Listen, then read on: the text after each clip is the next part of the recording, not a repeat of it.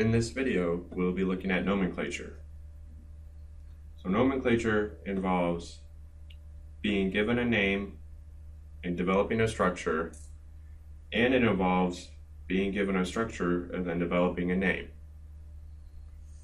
So for the first question, what is the structure of 5-ethyl 3,4-dimethyl octane?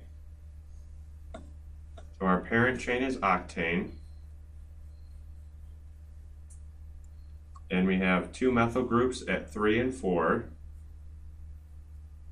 Then we have an ethyl group at 5.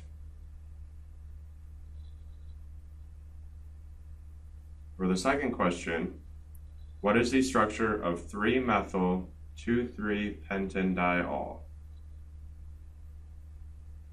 So our parent chain is pentane, and at the 3 position we have a methyl, and at the 2 and 3 position we have hydroxy groups. What is the structure of N-methyl N-isopropyl pentan 1-amine? So we have pentane, and at the 1 carbon we have an amino group, and off that nitrogen we have a methyl group, and we also have an isopropyl group. For the next one, what is the structure of 1-isobutyl-2-iodo cyclohexane?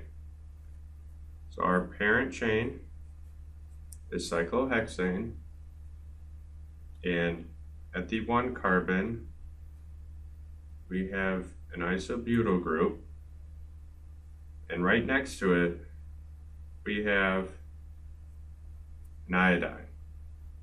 Now for the cyclohexane, there's no way to determine which position the number 1 carbon is.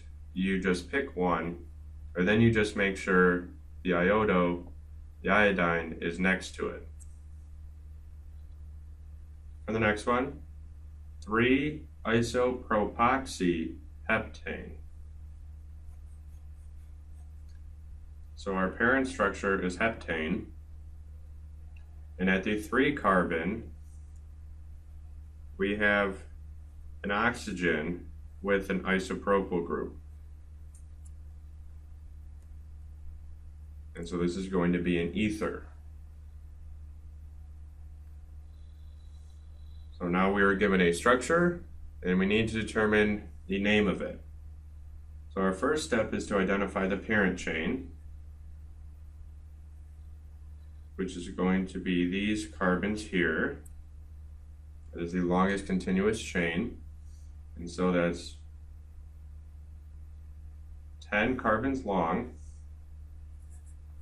So our parent name will be dec, and we have a hydroxy and ethyl and a bromo substituent. So the alcohol is going to get priority in naming, so we're going to put that at the end, and in order to get that number the lowest, we will go from this end, and that will be on the 5 carbon. And so now our direction of counting is going to start from this end. And we have a bromo and an ethyl substituent. So bromo is going to be first in the name, because B comes before E. And so that exists on carbon 7. So we have 7 bromo, 6 ethyl, dec 5-ol. The name for this structure, the parent chain, is going to be the cyclohexane.